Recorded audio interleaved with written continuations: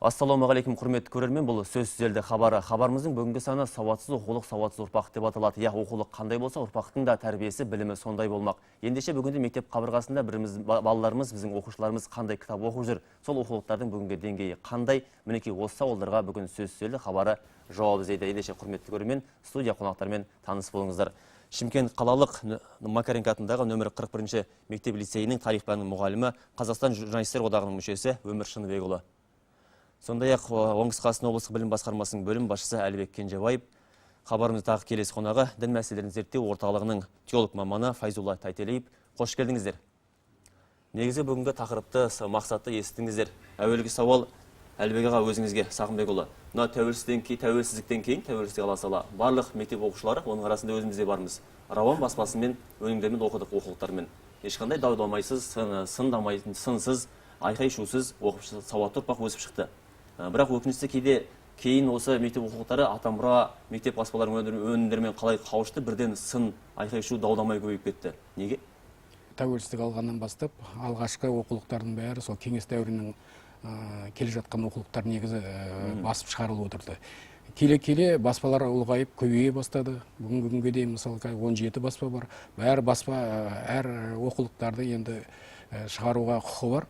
Білім және ғылым министрлігі оқушылармен келісімшартқа тұрып, негізі тапсырыс береді, тапсырыс бойынша шығарылады. Әрине оқулықтардың арасында сол кезеңдерде өзі бөлініп кетті. Екі бағытта, экономикалық, математикалық бағытта әр баспалар оқулықтар шығарып атты да, сол шығарған оқулықтардың арасында әрине айырмашылық болды. Енді ол кезең бір тоқырау кезең уақыттары болды ғой енді. Бұл оқулыққа бұған көбінесе мән берілмей келді. Бірақ келе-келе қазір соңғы жылдары әсіресе қазір бұған өте үлкен жауапкершілікпен қаралып жатыр. Сондықтан қазіргі кейінгі шығып жатқан оқулықтардың бәрі түбегейлі өзгеріп отыр. Бүгінгі күннің талабына сай, қазір елімізде дүние жүзінде болып жатқан жаһандыққа сәйкес басқа елдердегі осындай жетістіктерді оқу білім саласындағы олардан алынып жатыр. Өзіміздің де қазір білімге деген талпыныс, әсіресе жастардың, оқушылардың, ата-аналардың да балалардың біліміне деген көзқарас өзгеріп отыр қазір. Талап өзгеріп отыр. Соңғы енді бұл оқулықтарды талқылауға қазір бүкіл мен ойлаймын, осы ата-аналар да қоғамдық ұйымдарда бәрі қатысуы өте жоғары бүгінгі күні. Жақсы түсінікті. Өмір Шыныбекұлы, кейінгі оқулықтарда мектеп оқушыларының жас ерекшеліктері ескерілмеген сияқты.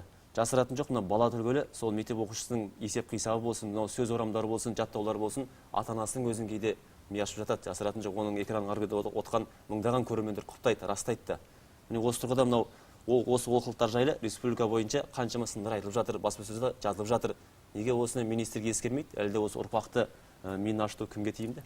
Мен ең алдымен дүние тарихына тоқтала кетейінші. 8 сыныптан бастап, 11 сыныпқа шейін қарасаңыз, аударма екенін байқайсыз. Орыс тілінен аударылған. Аударма болған, тілі орысшалық өте түсінуге ауыр. Тіпті оқушы емес, мұғалім өзіне түсіну ауыр.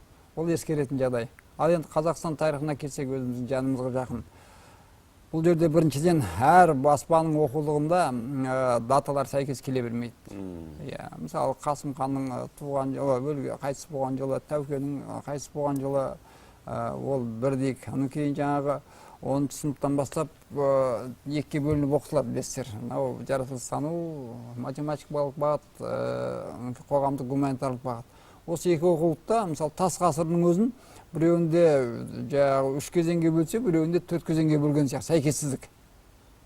Мен тағы бір түсінбейтін жағдайым, жаңағы қоғамдық бағыттағы сыныпты бітірген оқушымен жаратылыстану бағыттағы сыныпты бітірген оқушылар ұбт-ға бірге кіреді. Сұрақтар бірде. Ал оқулықтың ішіндегі берілгендер әртүрлі. Сосын тағы тоқтала кететін жайт, мынау автордың өзінің жеке көзқарасы кетіп қалатын сияқты. Мәселен, 8 сыныпта көптеген оқулықтар кеткен бір Сұлтанбет деген сұлтан. Мысалы, білесіз, Ақтабан шұбырында 1723 жыл болды. Одан кейін 10 тақырыптан кейін шамамен жаңағы 1822 жылға Насыбір қазақтарын басқарып тұрады жарға. Соға шейінгі аралықта Сұлтанбет сұлтанның аты аталып жүр. 10 тақырып, 100 жылдың ішінде.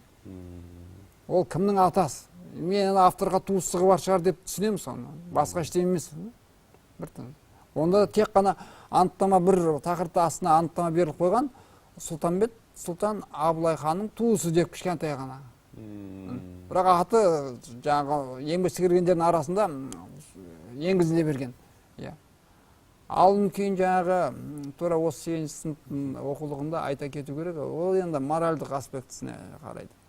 Жаңағы ұлы жүздің Ресейге қосылып жағы деген тақырып бар. Сол жерде авторлар Ресей дерек көздерінен үзінді береді. Онда қоқанды анау хайуандығын қаттырақ көрсету үшін берген шығар деп ойлаймыз. Қоқан қан дейді, қазақ халқына салық салды, қыз салық салды, қыздардың қыз екенін білу үшін емшегін ұстап көрді деп анық жазып қойған. Қазақстан тарихының 8-ші сынып пәнінде кітап оқуында бар сондай. Міне тура мына жерде бар. Тура осы оқулықта міне. Біз арнайы сюжетті дайындағанбыз, Оны көрсеңіздер болады. 147-ші бетте тұр, мына жерде тұр.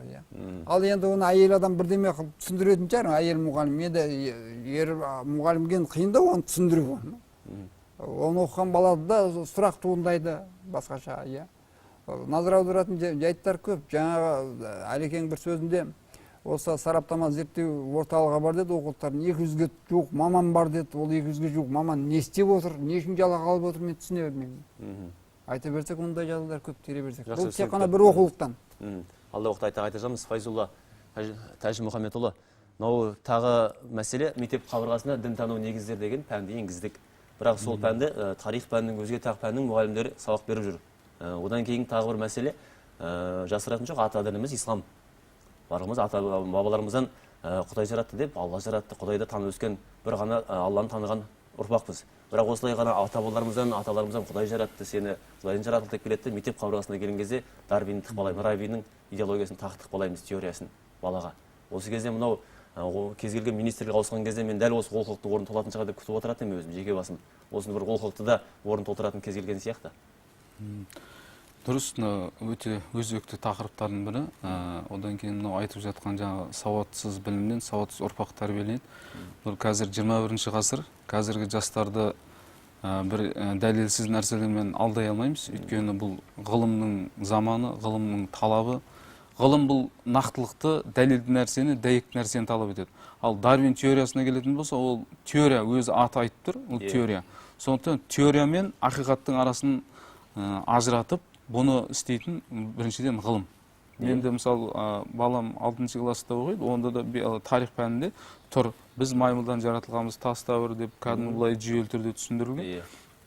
Бұл менен балама біз Алла жаратты, сіз әке былай деп айтасыз, мектепте былай деп айтасыз деген сияқты. Міне көрдіңіздер, бұл мәселе шешілмейтін болса, осындай талас тартыс, жаңағы дүбәра ұрпақ деген мәселе осыдан шығады. Ал енді біз енді бұл мәселені не үшін көтеріп отырмыз? Бұның астарында не жатыр? Мысалы, бұл қазір біз салдарлармен күресіп жатырмыз. Негізі кез келген мәселеде себептерден күресетін болсақ, бұл себеп не үшін бұндай мәселе туындады? Дарвин теориясының шығуына түрткі болған не нәрсе болды деген мәселелерді түбін ақтаратын болсақ, біз бұл неше түрлі сұмдықтардың несіне куә боламыз. Тарихты бүйтіп ақтарып келетін болсақ.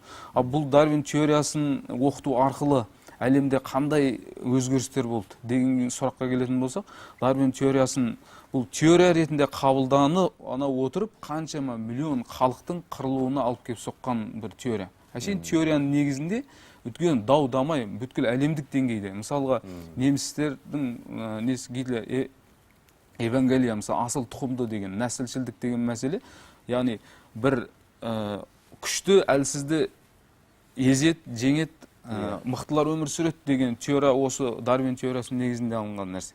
Міне көрдіңіз, осыны біз мықтымыз, біз асыл тұқымдымыз деген нәрсемен қаншама халықты қырып жіберді. Бірінші дүниежүзілік соғыс 1914 жылы, одан кейін екінші дүниежүзілік соғыста 50 мыңнан астам адамзаттың қырылуына әкеліп соқты. Яғни біз асыл тұқымдымыз, біз күштіміз, біз мықтымыз, басқа ұлттардың бәрі бізге тәуелді болу керек, бізге қызмет ету керек деген нәрсе осы Дарвин теориясының негізінде жатыр. Сондықтан бұл теорияны кез келген мәселені оқытқан кезде оның сыртқы мәселесі емес, бұның ішкі дүниесі бізді осы ұрпағымызды қай жаққа алып барады деген мәселе тұру керек. Оны оқытқанда тұрған не бар деген мәселе емес. Бұны оқытқанда тұрғанда жаңағы өлім мәселесі, адамды қыру, жаппай қыру деген мәселе осы теорияның түрінен шығып отыр. Негізіміз адамның организмінде топырақтың элементтері бар екенін қазір ғылым дәлелдеп отыр. Қазірдің өзінде біздің бүткіл қазір желіп жатқан нанымыз болсын, азықтарымыздың барлығы бұл топырақтан алынып отыр. Міне, яғни адамды Құранда тек топырақтан деп мәселе омен о этаппен ғана тоқтамайды. Оны екі тамшыдан жаратылғандығы Зүмәр сүресінің 6-шы аятында мысалға 3 қараңғылық деген мәселені айтады. Ал енді оны қазір ғылым дәлелдеп отыр, медицина. Жатырда 3 қабыршақ болады. Оны периметриум, эндометриум, өзінің термі 3 қабыршақпен қапталғандығын Құранда 7-ші ғасырда айтып отыр. Ол бергі медицина дамығаннан кейін бұл ашылып отқан мәселе. Одан кейін Мүминун деген сүре бар Құранда. Оның 12-ші, 14-ші аяттарында былай деп келеді. Біз адамды 2 тамшыдан жараттық. Ол бір ұйыған қан болады, эмбрион. Бәрі алақ дейді, ол өз араб тіліндегі сөз, әрбір сөзге тоқталатын болсақ, бұның негіздемесін табуға болады. Бұған арнайы зерттеу жүргізілсе болды бұл жерде.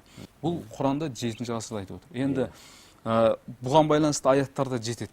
Жалпы сол аяттардың әрбір сөзіне тоқталатын болса, қазір медициналық тілмен сол аяттарды демек жаңағы теорияның орнын толтыратын бізде бар. Ал бірақ оған арнайы бір институттар жабдықталып, мамандарды, білікті мамандарды алып, жаңағы магистратура, докторантура осы мәселені зерттейтін орталықтар болса, ол мәселе шешіледі. Ал бұл ислам әлемінде бұл мәселе шешілген. Дау туындайтын дәрежеде. Әлібек Сағынбекұлы, мыңдаған көрерменде көріп отыр. Жасыратын жоқ, кез келген тарихты, әдебиет пәнін оқыса, қазір жастар түсінбейді. Өйткені жаңа кім Өмір ағамыз нақтысын айтты, орыс тілінен тікелей аударылады. Тікелей аударылған, сауатсыз аударылған аударма солай түсініксіз болады ұрпаққа да. Мінекей бұл бір мәселе. Бұған дейін, мәселен, баспалардың барлығында бас редактор, жауапты редактор, одан кейін барлық осы этаптан әртүрлі сатыдан өтіп қана баспаға ұсынылатын. Қазір мақалалар, ана тіл газетінде мақаланы оқыдым, тек қана баспаға қалай келеді, солай басылады екен. Өйткені ғылым министрлігінің тапсырысы бойынша басылсын деген бұйрық келеді. Осы кезде мынау оқулық ғылыми тәжірибелік орталығы қадағалау керек екен. Осы мәселелерді қаншама осы оқулықтарды неге қадағаламайды? 200-ге жоқ жаңа қызметкері бар деп жатсыз. Шамамен деп отыр. Енді біз бүгінгі күні сол оқу орталығы білім және ғылым министрлігі жанында құрылған. Осы оқулықтың бәрін бекітетін сол кісілер. Кейінгі оқулықтың енді бір ерекшелігі мынау деңгейлеп оқытуды ендірген. Әрбір сөз, қиын сөздер бір бөлек, бір деңгейде, орта түсінікті сөздер бір бөлек, жеңіл жаңағы қазақ тілінің сөздерін игеру бір бөлек көрсетілген. Бірақ сонда да бұл жердегі бұл оқулықтардың арасында 11-ші мен 11-ші сыныптың қазақ тілінің оқуын игерген кезде қарап отырсақ, орыстың жаңағы ертегілерінің персонаждарын алған. Енді қазақ тілі бұл, қазақ тілінің оқылып оғаннан кейін неге біздің ұлттық болмайды? Осындай кемшіліктер одан да шығып отыр, қарап отырсаңыздар. Бізде бұндай нәрселердің көбісін жаңағы тікелей аударылған ғой. Иә, тікелей аударылғандығы байқалады онда. Енді өзіміздің ұлттық болғаннан кейін, қазақ тілі болғаннан кейін тек қазақ тілден алу керек еді. Біздің тарихта, ертегіде бәрі бар ғой бізде. Сондықтан осындайлар әлі кездесіп болып жатыр. Бірақ негізі оқулық жақсы. Өте деңгейлеп, балдардың түсінуіне, игеруіне, орыс балдардың, басқа ұлттың балдардың игеруіне өте жақсы бірақ. Жақсы түсінікті. Яғни осы оқулықтарға байланысты біз арнайы сюжет дайындаған болатынбыз. Сол сюжетті тамашалайық, одан кейін хабарымызды қайта жалғастыратын боламыз. Ендеше құрметті көрермендер, сюжетті бірге тамашалайық.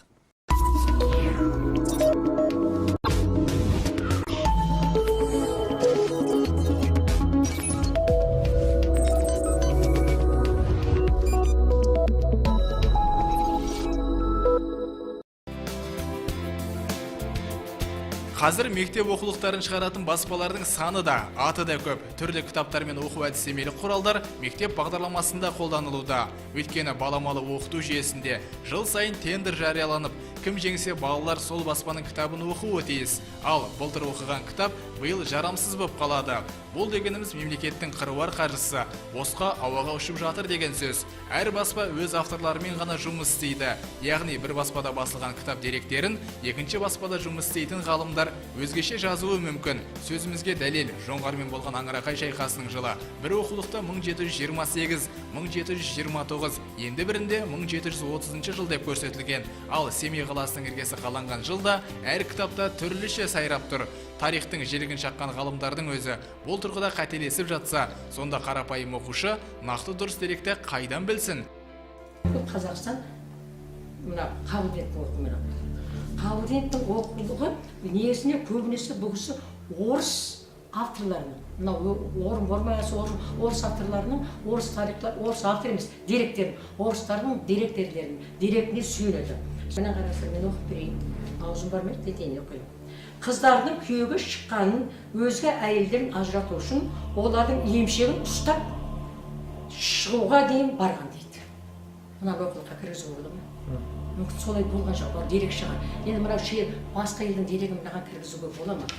Осындайда дайын болған кітаптарды пайдалануға жібермес бұрын тексеретін сарапшылар қайда қарап отыр дерсіз. Нәтижесінде зардап шегетін оқушылар бірнеше жерден қателескен кітап авторларының жаңылған цифрларын ендігі жерде оқушылардың өздері анықтап бас қатыруда. Сонда неше жылдан бері өзгермеген тарихи деректер мен физика мен химия пәніндегі қандай да бір заңдылықтар жыл сайын өзгеріп отыратындығы ма? Оқулықты қайта-қайта жаңарта бергеннен не ұтамыз? Міне бүгінде осы сияқты сан қилы сұрақтарға жауап іздеген оқушы да, ата-ана да көп.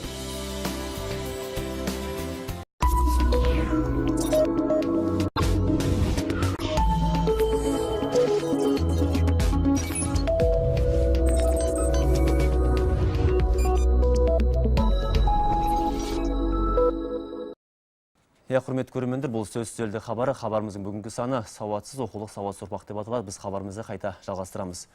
Өмір Шыныбекұлы, өзіңіз тарих пәнінің мұғалімсіз. Алдыңызда мынау Қазақстан тарихының 8-ші сынып оқушысының Қазақстан тарих пәні жатыр. Дәл осы кітапта дәлел сөйлейік. Мынау 2012 шыққан кітап, 8-ші сыныпқа арналған Қазақстан тарих пәні, авторы Қабылдинов пен Қайыпбаева. Бұрынғы Манаш Қозыбаевтың оқулығымен салыстырғанда сәйкестіктер жоқтың қасы. Ғалымдардың зерттеу бойынша мақалаларда жарияланып жатыр. Мәселен, мұнда түрлі хандардың билік құрған барлығында алшақтар бар екен. Одан кейінгі Аңырақай шайқасы 1730-да, Бұланты 1728-де жазылған. Одан кейін 11-ші сынып оқушысы бойынша, сынып пәні бойынша оқулығының жаратылыстану математика бағыты бойынша Аңырақай 27-де, Бұланты 27-де болған деп екеуін бірдей қылып жазылған екен. Мінекей осындай қарама-қайшылықтар көп кездеседі. Ұрпақ алдындағы жауапкершілік қайда қалды? Бұл жерде анау кеңес заманында бар тұғын 30% мұғалім мектеп бағдарламасына жалпы өзгеріс енгізе алады. Бұл жерде енді оқулыққа сеніп оқулық сондай деп отыра беруге тағылмайды. Мұғалім өз шеберлігіне, тәжірибесіне, адамгершілік деңгейіне, ұрпақ алдында жауапкершілігіне байланысты амалын табады. Жаңа дінтанушы мырза айтып кетті, мектепте жаңағыдай көрсетілген тарихта Дарвин теориясы. Ондай кезде біз айтамыз, жорамал бар сондай деп. Дарвин теориясы, 3 жорамал бар. Мен өзім айтам, 3 жорамал. Біреуі ғарыштан түсті дейміз, бактерия. Екіншісі жаңағы Дарвин теориясы. Ал енді ол жерде біз Құдайдан жаратылмыз деуде мұғалім үшін жауапкершілік алу қиын. Себебі ана ішінде басқа діннің өкілдері болуы мүмкін. Сол себепті іштерінде әлхамдулилля мұсылманмын деп айтатындарың бар ма деп жуып шайып, әйтеуір мұсылман екенін бекітіп кетуге тырысамыз. Амалын табады енді. Мына жаңа оқулықта, даталарда амал жоқ, сөйтіп жұмыс артып, жауапкершілік сөйтіп алуға тура келеді. Басқа әзірге амалымыз жоқ, жазатын жерлерге жаздық. Ол 2012 жылы Нұр Отан партиясы жинап алды. Маған хабарласып Астанадан осы қандай өзіңіз пәніңіз бойынша жинап жазып жібердік. Одан кейін Мұрат Әбенов білім және ғылым министрінің орынбасары кезде оған жазып жібердім. Былтыр 1-2 жылдан бері оқу басқармасы жинатып жүр мұғалімдерден оқулықтардағы келеңсіздіктерді. Бірақ әзірге өкінішке орай еш нәтиже көріп тұрған жоқпыз. Түсінікті. Файзолла Тәжмұхамедұлы, жасыратын жоқ, бастауыш сынып оқушылардың өзінің кітабы қазір ауыр оқулықтары. Өзімізде ата-анамыз мысалға, өздеріңізде ата-анасыздар, бәріміз көреміз. Бастауыш сыныптың өзі 5 мен 4 сыныптың арасынан ана сөйлемдерін жас баланың өзі түсінбейді. Яғни оның психологиясын кейде ескермей қалатын секілді дәлдеді. Бізде үй жұмысы деп беретін еді алдында. Қазір үй жұмысы ата-ана жұмысы өткен секілді қазір. Қалай ойлайсыз? Ата-аналар шығарады, есепті де шығарманы да жазатында. Енді мен де өзім ата-ана ретінде өзім 3 бала мектеп қабырғасында, және шыны керек, өзіңіз айтқандай, бізде аналарды, олар мына жақта қалады, біз ата-ана екеуміз есеп шығарып болғаннан кейін барып енді келмен шығарып болды деп анан шақырып алатын жағдайлар мен жасырын емес, көп кездеседі. Өйткені жұмыстан шаршап барасың, ана алдыңа келіп жылап тұрады, мен мынаны шығарып беріңіздер дейді, мынаны түсінбей жатырмын дейді. Сонымен отырып алып ананы шығарамыз, бір кезде басқа өзіміз таныстарға звондаймыз, әйтеуір хабарласып ананы шешіп, деп бүгін шығар, ертең тағы да бір есепті күтіп отыратын жағдайлар бұл кездесіп жатыр. Енді бұл мәселені міне ағаларымыз да айтып жатыр, бұл мәселе өте өзекті мәселе екендігін, бұның кемшіліктерінің бар екендігінде енді бұл кемшіліктерді жаңа шешудің бірден бір жолы қазір ата-ананың да балалардың деңгейін арнайы зерттейтін орталықтарды да ашу арқылы оған арнайы бір өте қатты көңіл бөлу керек сияқты. Өйткені осылай кете беретін болсақ, біздің жаңағы өзіміз сауатсыз ұрпақтың міндетті түрде шығатыны ол даусыз болып отыр. Енді тағы бір мәселе ескеретін, осы оқулық жаңа есеп шығару барысында, енді өзіміздің тәжірибедегі есеп шығару барысында мен мына нәрсені көрдім. Өзімізде оқыдық мектепте, есептерді шығарамыз. Мен өзім математикаға өте құмар болып өстім. Математиканы мектепке, шынымды айтсам, математиканы сабағын өтуге бол, алгебраға ол баратын кездерім болатын. Басқа сабақтардың бәрінде мен бүгін алгебра болады деген нәрсе мен қызықтыратын. Сонда менің осы 11 жылдық тәжірибемде есепті шығардық. Тангенс, котангенс, жаңағы синус, косинус деген мәселе бәрін жіктеп, даже мен соңғы емтихандарда сен болды шығармай-ақ қой, бұны білесің дегендей. Бірақ мен бір өкінетін нәрсем, сол мектеп қабырғасындағы есептерді мен өмірде қалай пайдалану керек деген мәселе оқулықтарда ол көтерілмеген. Тек қана есептерді шығарады, нелердің бәрін тауып береді, жаңағы квадратын нелердің бәрін. Ал енді соны өмірде біз былай қолданамыз. Бұны біз өмірде қолдансақ, мына есеп сенің өміріңде мынандай жағынан сенің олқылықтарын толтырады. Мына есепті сен мына жерде қолдансаң, сенің өмірің жеңілдейді деген мәселені қоймағаннан кейін, ана жерде шартылдап есеп шығара бергеннен, анау айтқандай біздің өмірімізге пайда жоқ. Тек қана ол жерде баланың басын қатырудан басқа ештеңе өнбейтін сияқты. Өйткені ол өзіміздің, мысалы, 11 жылдық тәжірибемдегі болған нәрсе. Мен есеп шығардым, бірақ сол есептерді мен ары қарай өмірде мына нәрсе, мына жерде сені жеңілдетеді деген мәселе ол жерде біз көре алған жоқпыз. Яғни осы тұсында ескерілетін болса, жаңа оқулықтарда бір есепте мына мәселе, мынандай нәрсені шеше алады деген мәселе болатын болса, онда біздің жаңағы Жапониядағы, дамыған мемлекеттердегі олардың кішкентайынан осы мәселемен байланыстырып үйлетеді өмірде. Мысалы, сен мынаны не қылсаң, сен өміріңде мынанша табыс түседі деген сияқты мәселелерді үйреткеннен кейін, мысалы, робот, анау-мынаудың бәрі осы үйлестіруге, өмірмен байланыстырғаннан кейінгі бір дамып жатқан жетістіктер деп білеміз. Сондай мәселені де оқулықтарда ескерген жөн деп есептейміз. Баланың миын ашу мәселесі, Өмір аға, Әлібек аға, мынау біз жасыратын жоқ, мына ақын болмасаң да азамат болу міндетің дейді ғой, мына кәні өзінің қызметіме, кәсібіме зиян тиіп кетеді деп ойламай-ақ қояйықшы. Жалпы адамдықты ата-анадан тұрғысынан шындығын айтайықшы, мынау баланың миын қатырып қою. Бірінші мәселе мынау үш тілділікті енгіздік, ағылшын, орыс, қазақ тілімен үш тілін баланың бүкіл уақытын біразын алдық. Одан кейін мынау пәндерлер деңгейіне сай емес, сәйкес емес көптеген оқулықтарды тағытық болады. Одан түрлі үйірмелерге тағы ата-аналар жүгіреді. Өсі бүкіл уақытын миын ашып қояды, баланың еркін ойлау қабілетіне уақыт қалдырмайтын секілді. Өйткені еркін ойлау адамды тұлға етіп қалыптастырады ғой. Демек тұлға емес, тобырлық тәрбиелі жұмысы көп басым мүмкін сияқты бізде өмірге. Осы жерде мен айта кетейін, жаңа ініміз айтып отыр, жаңа өмірде керек па керек емес па деп. 2012 жылдан бастап бізде деңгейлік курстар ашылған. Білесіздер, бірінші, екінші, үшінші деңгей деген сияқты. Мен соның бірінші деңгейін бітірген, ілгеріленген деңгей дейді. Ол жаңағы мектептің даму бағдарламасына қатысу, мұғалімдерді үйрету ғой жаңа. Ол жерде бағдарламада анық көрсетілген, жаңа мына мектепте алған білімді өмірде қолдана алу. Оны түрлі әдістері көрсеткен. Бірақ өкінішке орай айналып келгенде ол кезде тек қана мұғалімнің шеберлігіне байланысты. Оқулық дайын емес, оны көріп отырсыздар. Екінші жағдай, жаңа үштілділік деп атты да, 2013-те оқыған кезде үштілділік туралы әңгіме жоқ еді. 5 күндік оқу туралы әңгіме жоқ еді. Биыл қосыла бастады. Осы көктемде білесіздер, білім дамытудың 2016-2019 жылға арналған бағдарламасы құрылды. Ол жерде 2019-да бітеміз деп көрсетіпті. Мен енді облыс орталығындағы лицей статусы бар мектепте істеймін. Ол беделді 2000-ға жуық оқушы бар. Біздің мектептің өзінде мысалы интернет жоқ мысалы. Тек қана бір кабинетте бар. Бір кабинетте, ана информатика кабинетінде. Ал енді ауыл аралап жүрміз, не бір әлгі қалай болса салынған ескі ғимараттағы мектептер бар. Интернетті естімегенде, компьютерлер апарып қойған. Интерактивті тақталар бар. Жаңа бізде бір 2000 балаға, 1,5 бала дейік, соған бір 11 кабинетте бар. Олардың өзі моральды тұрғыда ескірді. Ал енді жаңағы министрдің бағдарламасында 2019-да бітеміз дейді. 2019-ға 1,5-2 жыл уақыт қалды. Сол енді оның келіспейтін тұстарында айтсаң, бағдарламаның жақсы тұстары көп, өте жақсы тұстары көп. Бірақ келіспейтін тұстарын айтайын десең, Қай бір күні осы Шымкентке келгенде баспасөзден оқыдық, министрдің орынбасары Субханбердиева деген ханым, мынау қарсы шығып жатқандар жалқау мұғалімдер, өздері дамытуға тырыспайтын, ондайлардан ертерек бірде амалын тауып құтылу керек деп. Егер мен жаңағы қателігін біле алсам, көріп отырсам практик ретінде, мына мен жалқау болып шыққанмын, көрдіңіз. Енді мен бұдан былай тілімді тістеуім керек болады. Құрсын, жалақымды алып жүре берейін, маған не керегі бар деп. Көрдіңіз ба? Қорқыту, үркіту, осындай проблема бар бізде. Әлібек Сағынбекұлы, мынау шамадан тыс балаға жүк осындай тапсырма арту арқылы біз данышпан ұрпақты тәрбиелейміз деп ойлаймыз. Қателесіп жатқан жоқпыз ба? Негізі енді қазіргі соңғы бағдарламалардың әрине бұрынғымен салыстырғанда сәл қиыншылығы бар. Бірақ бұл кейінгі шыққан оқулықтарда математикаларда, жаратылыстану пәндері болсын, ол жерде логикаға көп не берілген есептер. Логиканы дамытып отыр, балалардың өзі ойлауы қабілетін.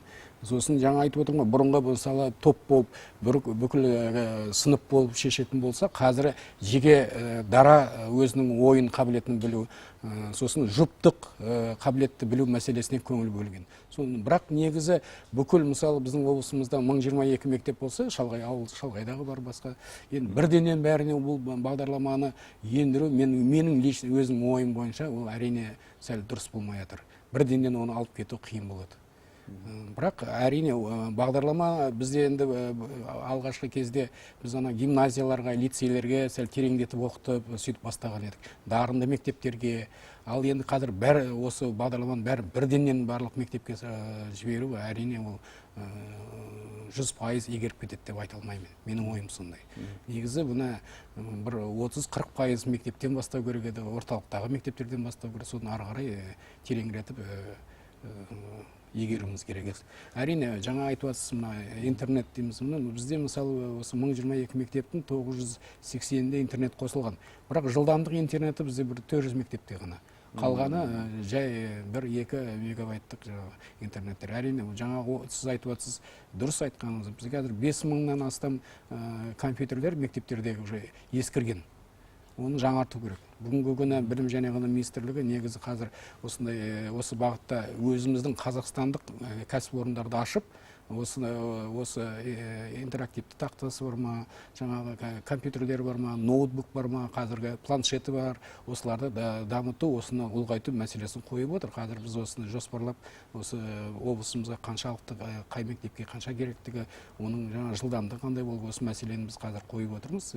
Осы жаңа бағдарлама бойынша осының бәрі 19-20 жылға дейін шешіледі деп ойымыз. Енді 100% болмаса да, енді бір қажетті деңгейге дейін барады деп отырмыз. Жақсы.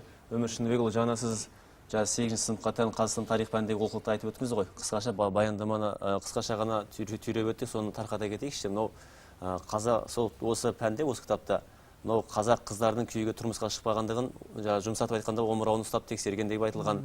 Одан кейін түрлі сюжеттерге басылымдарға шықты. Мынау киіз үйдің ішінде, қара үйдің ішінде қатарынан қазақ әйелдер отырса, шетіндегісі омырауын ашып отқан сурет шықты. Кәдімгідей белден төмен қарай омырау ашық тұр. Дәл осы пәнде де бар. Қай пәнде екенін жазылған біз арнайы сюжетімізде көрсеттік. Осы мысалға тарихта болған ба, әлде әдейі жасалған іс-әрекеттер ме осы? Мына Құлұзов деген суретшіге жапсырып жүр. Құлұзов деген қазақ өмірін біраз зерттеп жазған, соны мен ашықтығына күмәнім бар. Сондай болғанда анайылық деп. Себебі көріп отырсыз, таза қазақ ауылында өстік. Жеңгелеріміз сәбиемізгенде омырауын жасырып тұрмын. Үй тар болса бір бөлмесі бір бұрышқа барып теріс қарап. Ал жаңа анайылықта ол мүмкін біреулердің бір әдейі арнап жасаған нәрсесі де болуы мүмкін. Бізді әлгі санамызды адырату бұзу мақсатында жас ұрпақтың. Мен оны сене бермеймін. Біреулер кәдімгі айтты, Құлұзов ойбай көрген екен, білген екен, соның картылдарына сүйем жасалды деп. Мен соған сенбеймін, соны бір басқаша пиғылмен. Құлұзов деген кімді, әлгі басқыншыларды сопровождение соңында жүрген суретші ғой.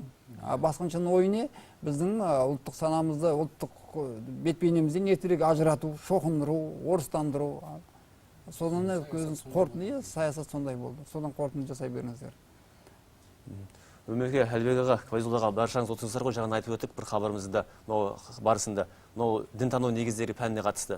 Осы дінтану бар негіздері өзіңіз алдыңғы хабарда тарих пәнінің, өзге де пән мұғалімдерінің айтып жүрген айттыңыз. Бірақ нағыз діни ілімі бар адамның берген дұрыс шығар осы пәнді. Мен қанша бір жыл болды дінтану пәні енгізілгеніне. Мен енді әжептәуір тәжірибелі мұғалім болсам да саналы түрде бас тартқам. Иә, бас тартқам. Иә, бере алмаймын деп. Мен улай алмаймын санасын деп. Себебі мен діни білімім жоқ деп. Арнайы білімге. Оқулықтың да ашып көрдім, қазір көрінген тарихшылар беріп жүр әйтеуір. Беріп жүр. Оның қалай беріп жүргені ол басқа мәселе. Түсінікті.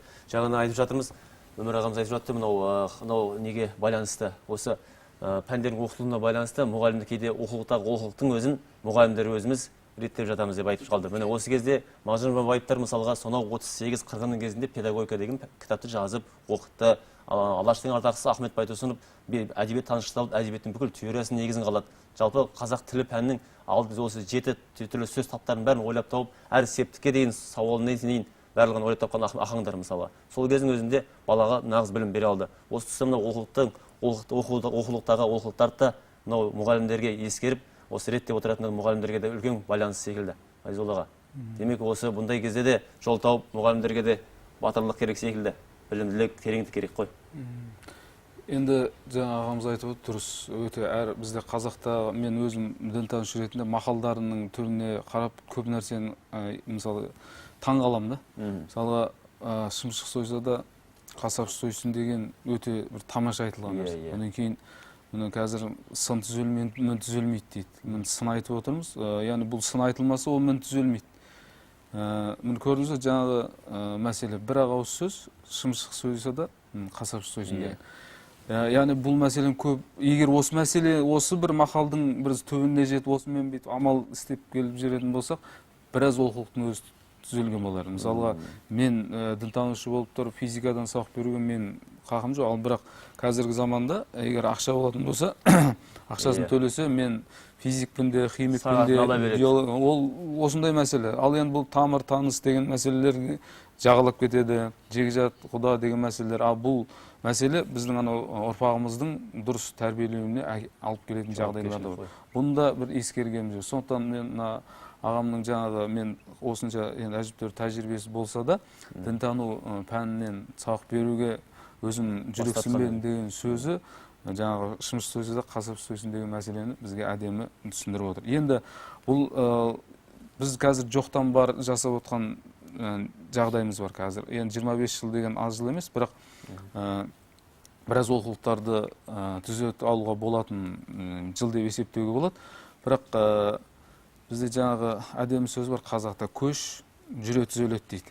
Сондықтан бұнда ескеру керек. Қазір бізде кадр мәселесі, дінтану, білікті дінтанушыларды тәрбиелеу мәселесіне бұл министр тарапынан да, Дін істері комитетінің тарапынан да көтеріліп жатыр. Жалпы қазір ағымдардың көп дендеп кетуінің де бірден бір себебі мектепте адам, оқушылар дін тану деген не, дін деген не, оның өмірде қандай орны бар, оның түбі қаяқтан шығып отыр, оны ұстансам мен қандай болам, ұстанбасам не болады, оның мен түбіне, оның діннің біз деп тек қана дін деп кішкене анықтама береміз, ал бір негізі ол діннің түбінде үлкен психология жатыр, үлкен педагогика жатыр. Бұның ішінде тәрбиеде, тәлімде жалпы адамды жіктеп талдап беретін, мен өзім дінтанушы ретінде айтамын, мен осы нәрсені көрдім діннен.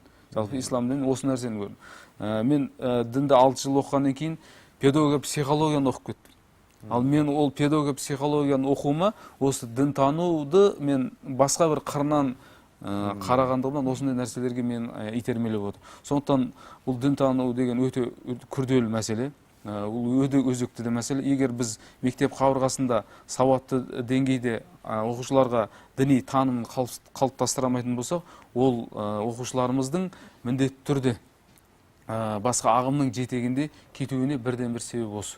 Сондықтан дінтану деген мәселеге біз өте терең мән беріп қарайтын болсақ, мына жерде ағымдардың да біз құйрығына, жалпы тамырына балта шапқан болатын едік. Бұл мәселеге байланысты енді министерство тарапынан қазір ұлттық педагогика Абай атындағы университет министерствоға біз дінтану және тарих пәнінің мұғалімдерін дайындаймыз, осы мамандық дайындаймыз деген ұсыныс білдіріп отыр деген естіп жатырмыз. Сол ұсыныс қабылдайтын болса, одан кейін өзімізде оңтүстіктен де Мұхтар Әуезовтен белді бір университеттен осы ұсыныс тасталынып, дінтану және тарих пәні мұғалімін дайындау мәселесі көтерілетін болса, ол жерден де мықты дінтанушылар шығатын болса, бұл олқылықтың біз орнын толтыратын едік деп есептеймін.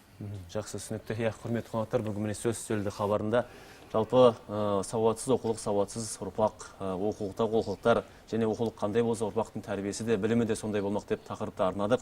Ендеше мынау 90 сөздің толықтай түйінді болсын, хабарымызды түйіндей кетсек, Өмір аға, өзіңіз бастасаңыз. Мен ата-аналарға айтқым келетіні, тас түскен жер ауыр дейді. Мектепті, мұғалімді кінәлап осыға отыра береміз. Балаларыңызға өздеріңіз жіті қараңыздар, тереңірек тілін ашып сөйлесуге тырысыңыздар, оған не керек, жан дүниесіне үңілуге тырысыңыздар. Мен сіздер өтінішім сол-ақ. Жақсы, Әлібек Сағынбекұлы. Енді мынау жаңа мазмұнды бағдарламаны ендіріп жатырмыз. Жаңа оқулықтар енді бірінші сынып биыл болса, енді келесі жылдан бастап басқа сыныптарға өтейін деп отырмыз. Сондықтан әрине алғашқы кезде қиындықтар болады. Бірақ біз енді азаматтар, ұстаздар бұның бәрін қиын деп жүрсе, ол балаларға да қиын болып түсіреді. Негізі мойындауымыз керек, балдарды үйретуіміз керек, тартуымыз керек енді. Бәрі осыдан басталады, қиындықтан басталады ғой бірінші. Бірақ жалпы бағдарлама жақсы, кең. Жаңа өзіңіз осы тақырыптың өзін айтып отырсыз, сауаттылыққа үйрету деген. Бұл тақырып бойынша сауаттылыққа үйретеді, әр пән бойынша. Сондықтан керекті бағдарлама деймін. Бұны қорықпау керек, просто балдарға кішкене қуат беріп, бағыттау керек. Осыны игеруіміз керек. Жақсы, Айзолат Мұхамедұлы. Енді кез келген мәселені шешуде бір үлкен бір басты бір мәселе, мен өзімнің тәжірибемдегі мәселе. Жалпы әрбір нәрсені шешудің бірден бір жолы әрбір адам. Біз министерствоға, ана жаққа, мына жаққа өйтіп артып қоймай бұл жүкті әрбір Қазақстан азаматы, мен қазақтың осы мемлекетінде өзім ұрпағымды ойлаймын деген әрбір ұлттың азаматы, мен осы мәселені мен қандаймын, мен деңгейім қандай, мен не істей алам деген сияқты, мен қандай үлес қоса алам деген сұрақты әр азамат өзіне қоя білетін болса, бұл мәселе жаңа жер дауы сияқты, тіл мәселе сияқты, әрбір азамат осы аурумен ауыратын болса, жаңа ұлттың аурумен, бұл мәселе орынды өзінің шешімін табады деп есептеймін. Сын түзелмей, мін түзелмейді дейді ғой, сындар айтылып жатыр, жазылып жатыр, ұсынылып жатыр жоғарыға. Солар ескерілсін дейік, оқулықтар қайта қалпына келтіріп, ақтаңдақта орын толтырылып, ұрпаққа салауатты оқулықты ұсынайық дейміз. Кез келген үйдің құлайтын ескертіп жүретін адам болса, ол үй құлау жазбайды дейді. Мінекей ескертіп жүретін үлкен мәселелер айтылды. Арнайы уақыт бөліп келгендеріңізге алғысымызды білдіреміз, жұмыстарыңызға табыстар тілейміз. Құрметті көрермендер, бұл сөз сөйледі хабар болатын. Ел аман, жұрт тыныш болсын, аман сау болыңыздар.